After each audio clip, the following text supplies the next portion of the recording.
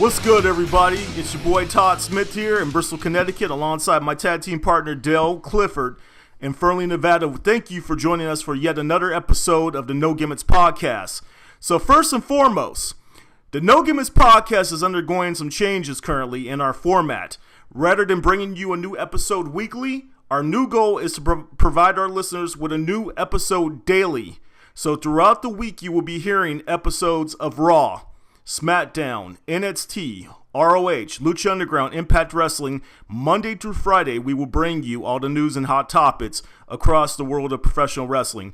Dale, what's good, my man? Excited for this new approach that we're going to take, and hopefully that everybody out there that listens to us likes it. Try to get a little bit more short, concise shows for you and bring you stuff to listen to every single day of the week, so that we're always talking to you about professional wrestling. Because as you guys all know, at times, I myself have a tendency to be a bit long-winded. Isn't that correct, Dale? That, to say the least, there. Yes. So we're going to try to bring it to you just like Dale just said. It's going to be short. It's going to be concise. We'll be breaking down Raw here for you right now. So let's talk about Raw from last week here. So we had a segment featuring Finn Balor. Finn Balor, who's going to be challenging Seth Rollins for the WWE Universal title coming up here at Summerslam. And they actually kind of gave kind of a backstory and explained the origins of his name. And he also introduced to the main roster the concept of Demon Balor. So this was some really good stuff here. Don't you agree, Dale? This little video package that they put together for Finn? Absolutely. You know, it was something that kind of was missing from NXT a little bit to explain where the name Finn Balor came from. And that now you kind of get the concept of Demon Balor. So I absolutely looked forward to this, and it just kind of furthered along his character that many of us had already really known from NXT. Now we're going to get to experience it on the main roster, and we kind of understand it a little bit more. Yeah, because prior to Finn coming into WWE from New Japan Pro Wrestling, like I said, I already kind of had a concept as to who Finn was, what he was all about, being the former leader of the Bullet Club, some of the very cool body art and designs that he had. But I said to myself, I said, Finn Balor, I said, that's such a unique name, and I went and did some research myself. And I actually knew about the history of Finn McCool and also the Demon Balor. So it's almost like they're portraying him as two different people when he steps inside the square circle. He's either the noble warrior or he's the demonic incarnation of the Demon Balor, basically, when he embraces the body paint and whatnot. That's kind of his dark side, right? Yes, which is what you kind of understood a little bit, is that there's the two separate entities of Finn to Demon Balor. You kind of understood that a little bit in NXT because the Demon hadn't really ever suffered defeat until kind of towards the end there, right? To Samoa Joe. Mm-hmm. Finn was kind of the weaker of the two, and when he went to the Demon side, that was look out, you're in trouble. Yeah, when he was unstoppable. Yeah, so it'll be very interesting to see, like I said, how this translates over to the main roster. And like I said, you know, we still have that big question mark. Are Gallows and Anderson possibly going to form up or join up with Finn and form the Balor Club that everyone has been waiting for, which is basically going to be the WWE incarnation of the Bullet Club from New Japan? And are they possibly going to look at doing some of the things that they did over there in New Japan together? Like, will Anderson and Gallows possibly embrace the face paint that they wore? You know, that's something that I think is really missing from those two. And like I said, if you look at Gallows' look has really drastically changed since he came into the WWE. He almost kind of dresses like Kevin Nash used to, like with the long, baggy tights and the singlet top. Whereas he used to sport a look almost similar to one of the members of Demolition when he come out to the ring. Usually his face would be painted and he was wearing, like shorts, and he had kind of like the leather jacket, I think, with like the spikes on it and stuff like that. Yeah, it's a completely different look for him. So, yeah, it'll definitely be interesting to see which direction this takes us in. You know what, though? Speaking of Anderson and Gallows, we can kind of hit on a little bit of what happened with them on Raw. Just the reason why I'm going to touch on it is because, we have been kind of leaning towards them maybe coming to the side of Finn Balor. But you know what? I'm just getting a different feel from Anderson and Gallows, especially with this ring post-itis gimmick that they cut on Monday. That it just feels to me like they are nowhere near being paired up with the guy that's going to become a demon at SummerSlam. Yeah, that was funny and that was entertaining, and I definitely enjoyed that from them. But yeah, I'm hoping that this is just something that they're doing just because they're currently engaged in a feud with the New Day, and I'm hoping that it gets dropped. You were the one who mentioned this, that there could possibly be a double turn at SummerSlam, possibly where they decide to turn Seth Rollins face and they actually decide to go heel with Finn Balor. But for the time being, yeah, this is some good stuff. I love some of the little puns that they used during that segment there. Like it was nuts or something along those lines. Some of the little clever little one-liners that they drew in there, as they were just making fun of how Big E, kind of came on the short side of things.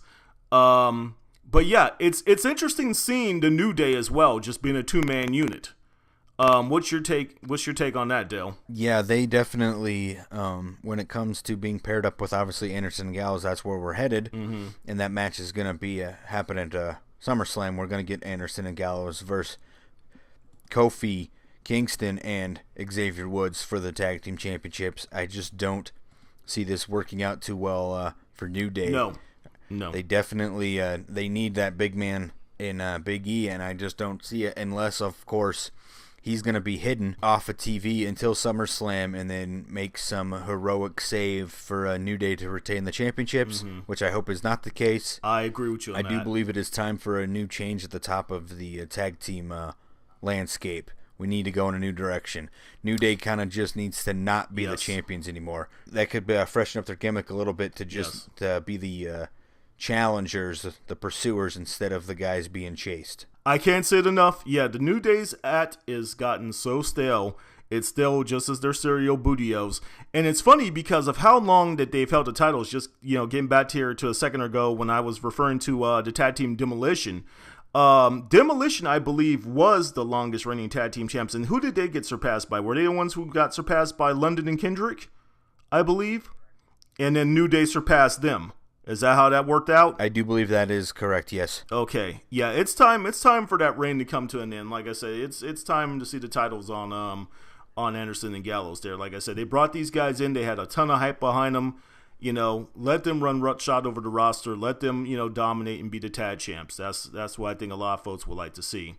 So moving on here. So we had Rusev and Lana, who recently celebrated their wedding that they had, I want to say in California, I believe it was, out there on the beach. And they wanted to do a little celebration for their fans, so to speak, on Raw. So they kind of did their whole little vow, celebrate, where they changed their vows out there in the ring. And it was interrupted by none other than Roman Reigns. Dale, what's your take on this? Well, it is definitely coming to a point where I think this might be a good area for Roman Reigns to move forward. Although, I think Rusev's strong heel character is hurt if he drops the U.S. title to Roman Reigns at SummerSlam. Yes. I also still think that if Roman becomes a champion, even if it's just one of the minor ones, a short period following the lifting of his suspension, it still sends the wrong message. I agree. As for the segment itself, I just kept on saying to myself, whenever they do these weddings on WWE television, and it's been this way since the beginning of time, something is going to go drastically wrong. And usually it's for the people who are actually exchanging the vows. And I just said to myself, someone is going to get put through that cake. And of course, it was going to be Lana. She wound up with cake on her face, and where I'm going with this is, I think the WWE is going to wind up with cake on their face as well, if they do, just as you said, Dale, and if they put that belt on Roman Reigns after he came back from a wellness policy violation suspension. And I think also, as you said, it would hurt Rusev, I believe. I don't think either guy really has much to gain, so to speak. Your take on that? Yeah, I 100% agree that I think Rusev needs big-time United States title victories to become relevant as the United States champion. I know he keeps coming out and spouting that he's the greatest United States champion of all time, But really, this title reign, he hasn't really beaten anybody of importance. No one. And the last big match that he had when he had it the first time was John Cena, and he came up on the short end of that one. So I think if they're going to go to the direction of trying to push him as this top United States champion, he's got to go over Roman Reigns. Yes. If they put Finn over Roman Reigns, they definitely can put Rusev over Roman Reigns. So this is one, you know how I feel about Rusev, and I'm not too big of a Roman Reigns guy either. But I'm just saying, this is one case where I think WWE just needs to do the right thing and actually keep the belt on around Rusev's waist. But having said that, Rusev did have to defend the United States title on Monday Night Raw. Yes, he did. Against Cesaro. So all of this could be thrown out the window if Cesaro could manage to pull out a victory in the main event. But we all know that wasn't going to happen. We were just waiting to see what was going to be the end result of Cesaro coming up short, and it's now his ongoing feud with Sheamus. Yeah, and that was just one big tease there. That's basically all that was.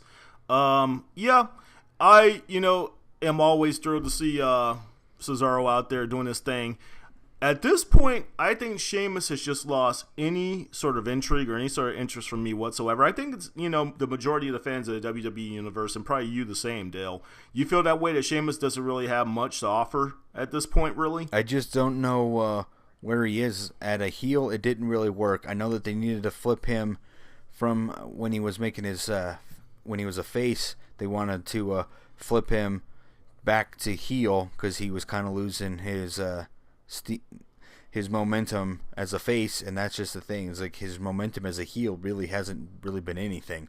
I know he was the WWE champion, but that almost just kind of seemed like it was an attempt to get Roman Reigns over, and it didn't work. Yeah, it didn't work whatsoever. It fell flat on its face. Not really much more for me to offer on that topic there. So moving on to we had Enzo versus Chris Jericho. So Y2J actually wound up going over in this one, and ironically, it was due to interference from Big Cass that Jericho wound up taking this match here.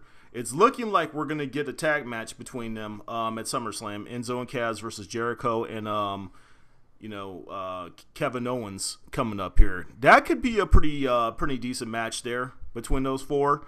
You have the theatrics of Enzo, also the pure size and power of Big Cass. Also, you have the years of experience in Chris Jericho and just an awesome worker in Kevin Owens. This should be something definitely that's a must watch. Your feelings on that, Dale? Oh, I definitely think this is a good match to kind of help Enzo and Cass a little bit. They're definitely going to be in there with two great opponents in Chris Jericho and Kevin Owens. Now, who comes out on top? I don't know. That's a little bit tough because you figure it's like you got Jericho and Owens that are the singles guys coming together to face off with the tag team. I would like to say you think Enzo and Cass win because they can kind of use the momentum as being a tag team going forward, because maybe down the line for them they can get a shot at the tag team golds, which could very well be Anderson and Gallows. It would just be nice on the pecking order for Enzo and Cass to get the victory over Jericho and Owens. Right. And really Chris Jericho and Kevin Owens don't get hurt that much by losing this match to an up and coming pretty good tag team that have been kind of together. Yeah. But then again, I don't know. It also just seems a little weird because it seems like Chris Jericho keeps getting thrown into these oddball tag teams, as we saw pairings. The one of Y2AJ that lasted all of just the setup for basically their match at WrestleMania. WWE marketed T-shirts, and before they ever were released, they were Jericho had turned his back on AJ Styles, so which just seems a little odd. With that being said, Dale, is that what this is leading to? That possibly Enzo and Cass go over at SummerSlam. There's some sort of a falling out, which takes place between Jericho and Kevin Owens, and we wind up getting Jericho versus Owens possibly later this year at a bigger show like Survivor Series or something like that. Could very well be, but as Jericho helped to kind of further AJ Styles as a face, I don't see Jericho or Owens, either one of them, going the other direction out of this thing. Both of them are so superior as heels. Mm-hmm. So I don't know. It could be or this could just kind of be a one and done thing. It's like get them together, put them in a match with Enzo and Cass for SummerSlam to get all great parties involved, and then we kind of just move on from it. Yeah, Owens is a great heel, and I mean, I think it would be foolish to turn him as a face, but then again, there's a part of me that says that guy is so over with the crowd, man. He is so over with the crowd because of his work rate. Could they possibly, go in that direction? I don't know. Could they possibly go in the direction of turning him face and actually make him work? It's just something that kind of has me thinking right now. Your thoughts on that? You know what? I wouldn't be surprised. And you know what? I think Kevin Owens would make it work because he seems to be pretty good at getting over whatever character or gimmick is put in front of him. I wouldn't even say gimmick. He doesn't even really have much. Kevin Owens is Kevin Owens. And yeah, he's basically himself. Yeah. What he is what he delivers, and if they want him to be a good guy, he'll be a good guy, but I just think Kevin is just designed to be a bad guy because he's so good at it. I don't know. Yeah. Only time will tell. We'll just have to see how this whole thing unfolds between these four at SummerSlam. So, yes, it's definitely going to be interesting to see how things unfold between those four coming up here at SummerSlam. So, moving on to the women's division. So, this past week, we had the current WWE Women's Champion, Sasha Banks, up against the challenger, Dana Brooke. Sasha was victorious. So, basically, it's going to be her versus Charlotte at SummerSlam for the title. And Dana Brooke is going to be banned from ringside. So without Charlotte having her cohort Dana Brooke on her side out there at ringside, Dale, pretty much is a foregone conclusion here that Sasha's going to hold on to the title at SummerSlam.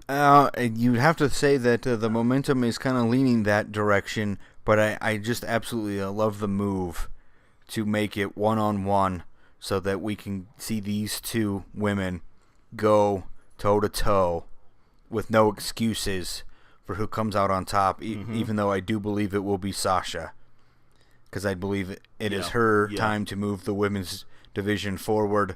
Charlotte had hers as being the first WWE Women's Champion, and now it's Sasha's to kind of move the division forward. But I just absolutely looking forward to this match at SummerSlam. Believe these two ladies will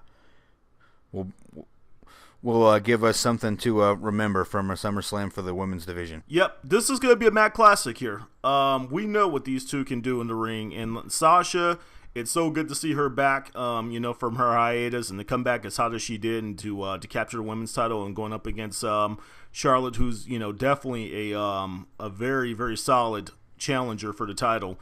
I hope that they allot for them to have a decent amount of time for this match. I hope they allot for them to have, maybe as much as 25 minutes to maybe even possibly a half hour. Let them go out there and do their thing. Let them dazzle the crowd. They deserve it. I think they deserve this opportunity to show what the women on the WWE roster have to offer. I mean, there's going to be a lot of good wrestling that's going to take place that weekend, between what we're going to get out of not only SummerSlam, but also NXT TakeOver as they go back to Brooklyn for their second show from out there. But yeah, this has very strong potential to possibly be one of the show stealers from that weekend overall. Absolutely agree. Definitely would not count out the women as being one of the shows that is going to be in the top 3 for SummerSlam, maybe top 5 for the entire weekend between that and NXT. They are going to have, I think, pretty stiff competition coming from the NXT women's match, which is Bayley and Asuka, which we can get to a little bit later. But yeah, absolutely looking forward to the Boss versus Charlotte. Yeah, just my prediction. I think Sasha's going to hold on to the title at SummerSlam, and it'll be interesting to see what the aftermath of that battle is. Yeah, and just one final thing, since this is our last episode of No Gimmicks Podcast before SummerSlam, just kind of want to get your thoughts on this real quick, Dale. Who is going to be the first WWE Universal Champion? Is it going to be Finn or is it going to be Seth Rollins? I'm going with the Demon Finn Balor. Okay. And why? Real quick from you. Why Finn? I just think there's something to the immediate strong, full push of this guy, and if they weren't going to cap it off at SummerSlam, it to me would just be silly to push him this quick without making him the champion. Okay. Yeah, that's a good path of thinking. And I'm buying more and more to your theory that this is going to be a double turn that takes place. That results in Finn capturing the WWE Universal title. I think he's going to turn heel, and I think he's going to win this match with some sort of interference from Gallows and Anderson, and it's going to turn Seth face, and Seth is going to have a very successful face run, challenging for the WWE Universal title there on the Raw brand. That's my thoughts. I'm going with Finn as well. Alrighty. So that wraps up our Raw discussion for this week. So Dale and I, as we said at the beginning of the broadcast, our new goal is to bring our listeners new content daily throughout the week, instead of just bringing you one big episode at the beginning of the week on Monday. So keep on checking out our page on YouTube, the No Gimmicks Podcast. Subscribe. Also, check out our Facebook page and like us on there. Follow us at No Gimmicks PC on Twitter. And also look into my my LinkedIn account on Monday afternoons and check for when I post the links up there. So for my tag team partner Dale out there in Fernley, Nevada, and for myself, Todd Smith, out here in Bristol, Connecticut, until our next episode, y'all take care.